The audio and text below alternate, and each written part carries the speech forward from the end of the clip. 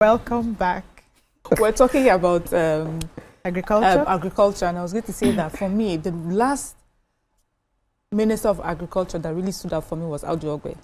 Okay. I remember at the time he had, brought in policies. Yes, the policies that it was during his time that we started doing like big exports of yams. You remember? Only that, of course, being Nigeria now, the yams were now left at the port at this point, and then they went bad. But it was something, and we thought he was a good Minister of Agriculture.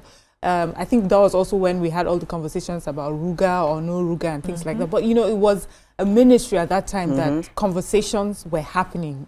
Nigerians were hearing their complaints being addressed.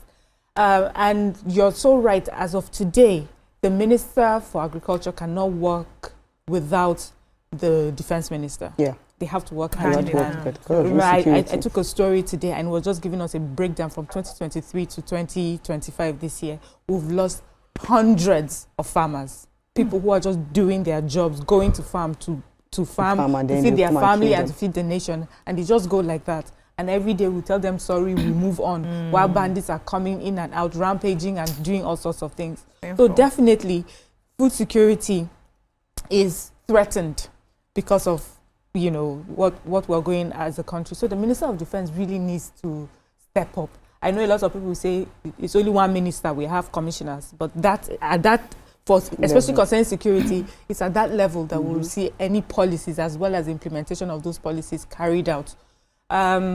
Then also, because we're talking about education, agriculture, I just thought to put in environment as well. We have the Ministry of Environment, and one of the things that struck me recently after his review that they did was the fact that the ministry is complaining about very low amount of funds that they get. So they have a budget, but they get maybe like 8% of their budget. Just enough to pay salaries.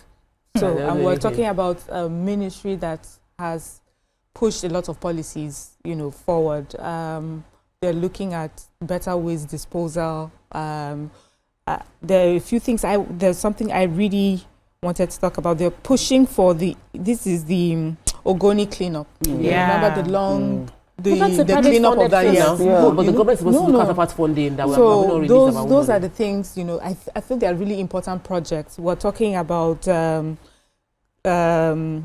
potable water schemes, carbon market prep. There are just so many things that they are on their list that they would like to push out. But funding is a big issue for that ministry, as I've heard, and I feel that we should please encourage that. Okay, so let me add something. So I think if we make our farms more mechanized, you understand, because during the break we're talking about how some of the farmers were being given incentives and now they are now doing very well. But now their produce now they are now doing more exports. They are exporting it, and thereby causing scarcity within Nigeria. Hey, go and plant your own ginger in your backyard. We're not seeing. We're talking about ginger, but we need to have exactly. So he may be having. We have ginger. It's now more expensive. That's just many farmers. There's ginger in the market. So many things ginger is still scarce. Food expensive. Yes, transportation. We still have ginger. So expensive. Yeah. Your final words. My final words is today is the day for ministers.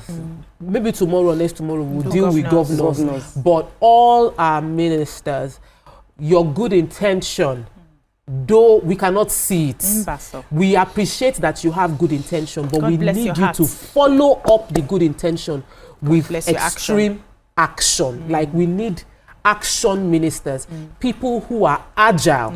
If you are not feeling fine, resign. If your heart is doing you bim when you hear news reports, resign. If you cannot do the work, if you cannot be on the road about to inspect and check things, please it's not resign. for you. Yes. We need active ministers. The country is in a lot of crises. We cannot deceive ourselves. My final word: protect our farmers. Yes. Protect our farmlands. Protect our farmlands from bandits and the rest. So I know that the Central Results Delivery and Coordination Unit will be presenting the president the scorecard of the ministers.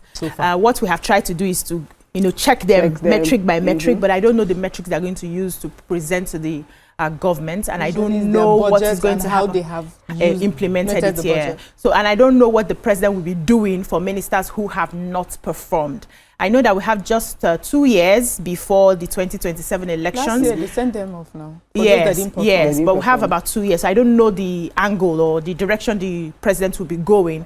However, I would like to appeal that they do not focus so much on 2027 elections and forget to do the work. We still have 2 years to be able to make some changes. Have you not seen campaign? I know, but you know, once campaign starts like this, side by side, and it starts now. You're doing your work and then you're still finding time to do your campaigns. Please, we need at the minimum, after the extra 2 years, one party and system, everybody. So if I don't do my campaign, my opposition is busy doing campaign.